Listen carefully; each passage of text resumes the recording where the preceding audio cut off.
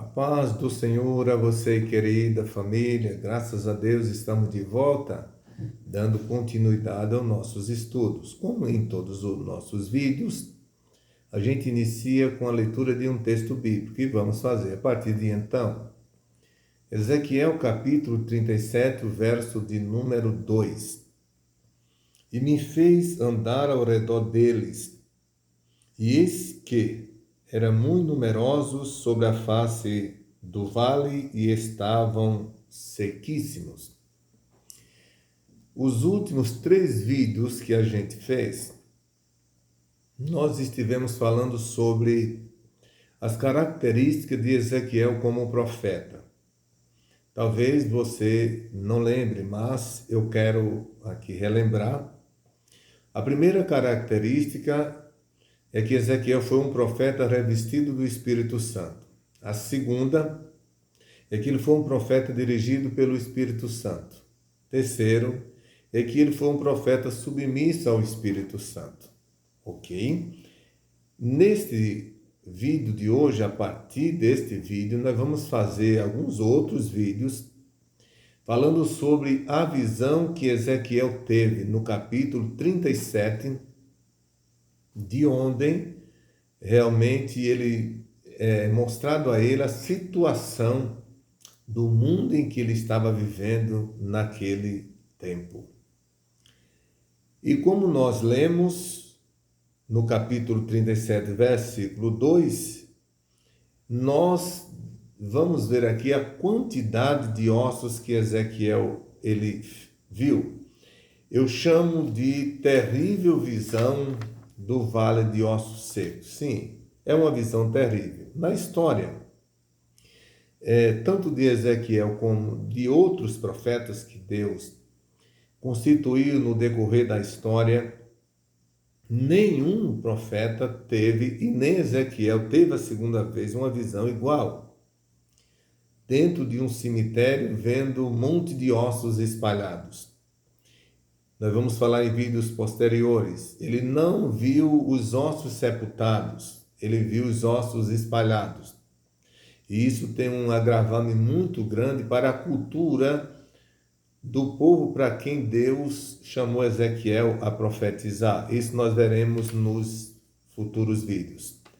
Mas eu chamo de terrível visão. Aí quando nós vamos para a palavra terrível significa que causa terror, assustador ou muito mal. Sim. Foi impressionante a Ezequiel a visão que Deus estava mostrando para ele. Porque, como eu disse, nunca tinha visto coisa semelhante durante a sua vida e nem também depois desse momento Deus mostrou a Ezequiel coisa igual. Mas a quantidade de ossos que Ezequiel viu, dá para enumerar os ossos que Ezequiel ele contemplou? É definido no verso que a gente acabou de ler, Ezequiel 37, versículo 2. Olha o que diz, lendo mais uma vez convosco. E me fez andar ao redor deles, e eis que eram muito numerosos sobre a face do vale, e estavam sequíssimos. Veja bem, é claro que quando eu falei aqui a quantidade de ossos, é evidente que eu não quero dizer que Ezequiel contou a quantidade de ossos que tinha, até porque os ossos estavam todos espalhados. Ele viu uma imensidão, mas define-se que era muita gente, porque a Bíblia diz que era numeroso, o texto bíblico diz que era numerosos, dando a entender que era muita gente que estava, ou que foi jogado ali, certo? E também para mostrar de que era impossível Ezequiel fazer a contagem de tudo aquilo que estava ali colocado. Eu leio o seguinte, Ezequiel descreve-nos a quantidade de ossos que tinha. E ele diz, eis que eram muito numerosos. A quantidade de esqueletos que ali estavam pode muito bem representar a quantidade de pessoas mortas espiritualmente que há no mundo de hoje. É evidente que quando Deus ele mostra aquele cemitério com os ossos espalhados, naquele estado terrível, como a gente já falou e vamos falar em vídeos posteriores,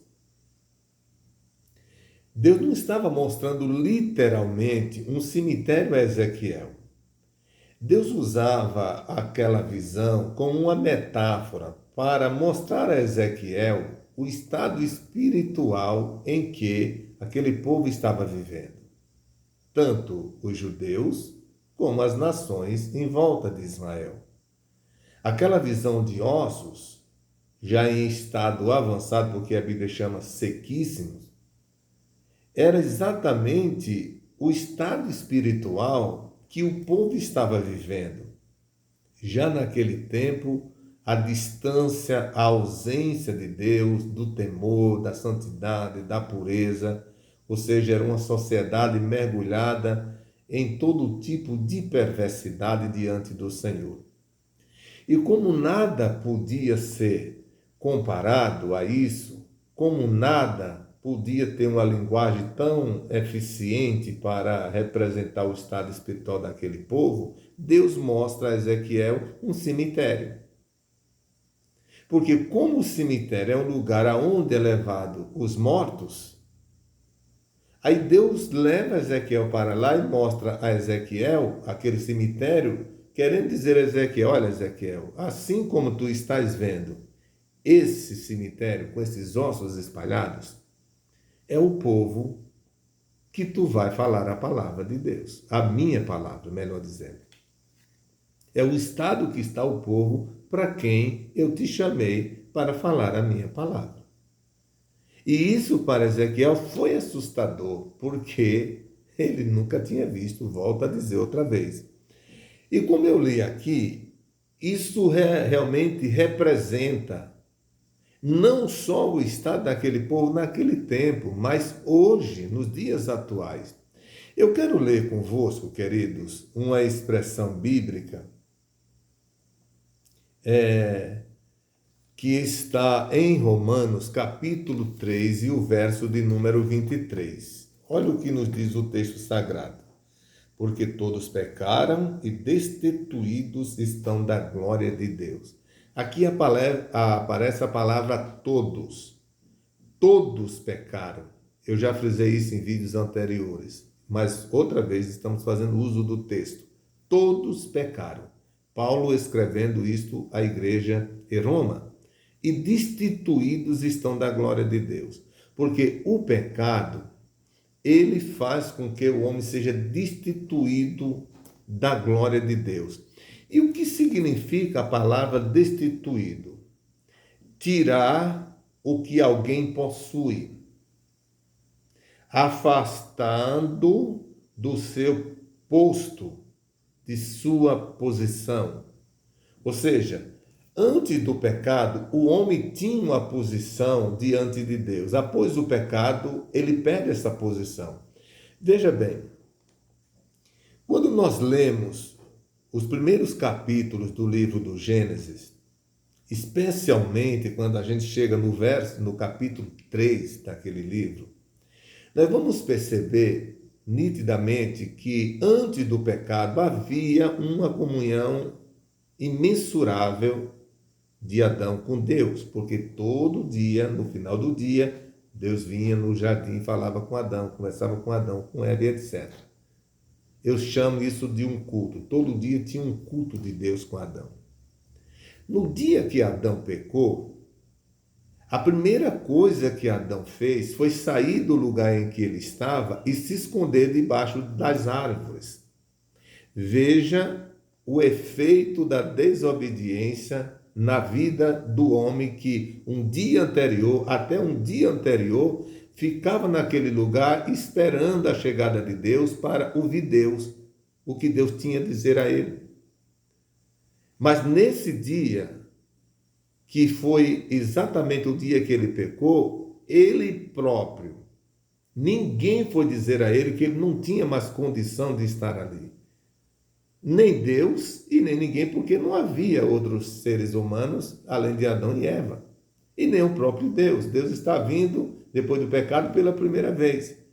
Mas a própria consciência do homem já dizia a ele que não havia nele possibilidade de conversar com Deus a partir de então.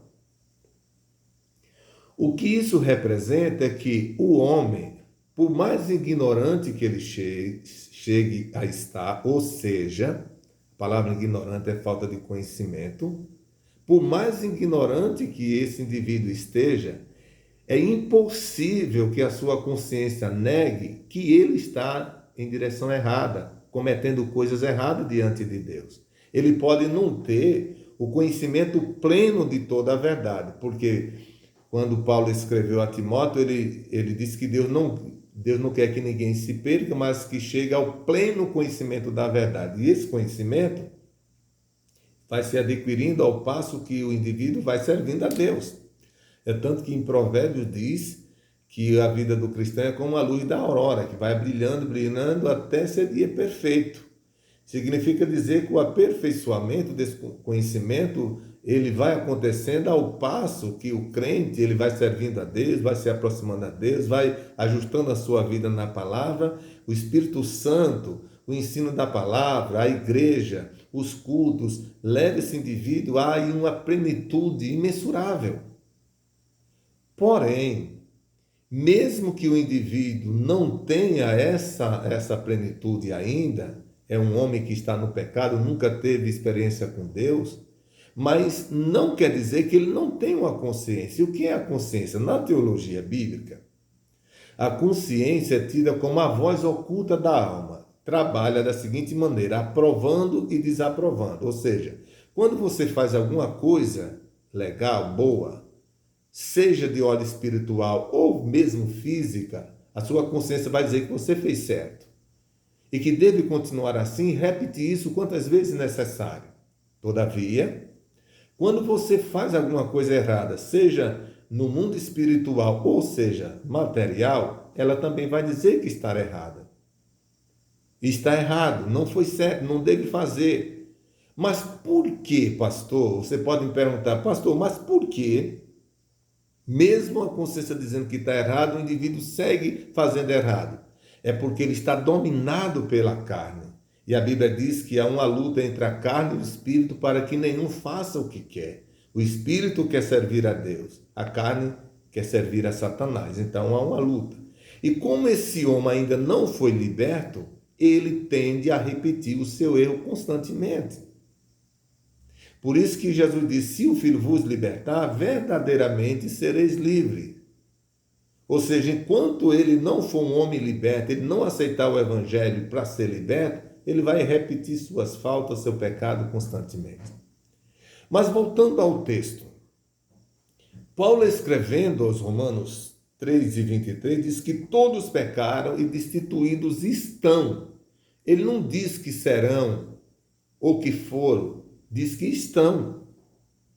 Significa dizer que se o homem não aceitar o Evangelho, como disse Paulo, Romanos capítulo 1, verso 16, ele diz, não me envergonhe do Evangelho de Cristo, porque é o poder de Deus para todo aquele que crê. Vamos ler esse texto? Romanos capítulo 1, verso 16. Porque não me envergonho do Evangelho de Cristo, pois é o poder de Deus para a salvação de todo aquele que crê, primeiro do judeu e também do grego. Aqui aparece dois povos. O judeu foi para quem o evangelho primeiro foi anunciado, depois o grego. O grego significa todos aqueles que estão fora da linhagem de Israel. Por isso que aparece primeiro dos judeus, para quem Jesus veio, e depois para os gregos, ou seja, todos os demais povos. Aí quando você lê no livro de Marcos, capítulo de número 15, né? E o versículo de número 16, ou digo 16 e 15, ele diz, ide pregar o evangelho a toda criatura, ou seja, o evangelho é para todas as pessoas.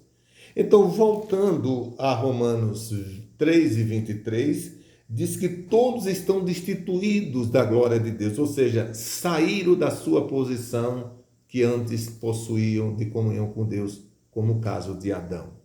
Todos ficaram distanciados da glória de Deus. Aí, queridos, o que é que pode o homem fazer agora para voltar? Aceitar o Evangelho, como como um meio único e suficiente, não tem outro caminho. Então, terminando a nossa explanação no vídeo de hoje, aquele vale de ossos secos que Ezequiel viu, literalmente não era um cemitério que ele estava vendo. Ele via na visão como sendo um cemitério, mas aquilo ali remetia à situação espiritual, morte espiritual daquela sociedade, o que se repete nos séculos e hoje é a realidade do mundo atual. Quantas pessoas estão hoje sem comunhão com Deus? Estamos pregando o Evangelho, falando deles, ou a eles o Evangelho, mas eles resistem, né? Por isso que o escritor hebreu disse, eis que estou à porta, aliás, Apocalipse, né? Diz, eis que estou à porta e bato, se alguém ouvir a minha voz e abrir a porta, entrarei em sua casa, serei com ele e ele comigo. Eis que estou à porta e bato, se alguém ouvir, porque a expressão bater de Jesus, lá em Apocalipse, significa dizer que Jesus ele não salva o homem se o homem não aceitar ser salvo. O homem tem o livre-arbítrio de realmente aceitar ou não. Então ele bate. Ele poderia fazer diferente, entrar, mas ele bate. Isso fala de respeito, de educação, etc. Aí ele diz, se alguém ouvir, porque pode ser que alguém bata na porta e quem está dentro não ouça. E ouvindo, ele disse, se abrir, porque tem uma outra situação. Tem a primeira, de alguém não ouvir. Tem a segunda, de alguém ouvir e resolver abrir ou não abrir a porta. Ele diz, eu entrarei em sua casa. Aí é quando Jesus entra, quando eu permito, nós permitimos. Cearei com ele, ele comigo. A palavra ceia, nesse texto, fala de alegria. Ceia fala de um jantar, de um banquete. É isso o significado da palavra ceia lá em Apocalipse. Ele diz, eu cearei com ele e ele comigo. Ou seja, há um compartilhamento de alegria, de felicidade entre Deus e o indivíduo que aceita a proposta dele. Mas isso é uma questão individual de cada indivíduo. Então, queridos, no próximos vídeos, nós vamos ainda falar sobre o que Ezequiel viu, alguns detalhes desse capítulo 37 do livro de Ezequiel, tá bom? Então, o de hoje foi a quantidade de ossos. Qual foi a quantidade? A Bíblia não diz, só diz que era numerosa. Para mostrar, para englobar toda a sociedade que estava distante de Deus. E é o retrato do mundo que nós estamos vivendo hoje. Eu agora vou estar orando por você, aonde você está, por sua família, sua casa, e você pode orar comigo. Se você está agora no seu trabalho, no seu coletivo, no trem, metrô, se você está em casa, no táxi, se você está lá dentro da indústria, no hospital, se você está lá na viatura da polícia, você está trabalhando em qualquer área que você estiver. Você está agora lá trabalhando de aplicativo, no seu caminhão, na estrada. Você vai orar comigo agora e Deus vai nos ouvir. Vamos orar então? Senhor meu Deus, em cuja presença nós estamos.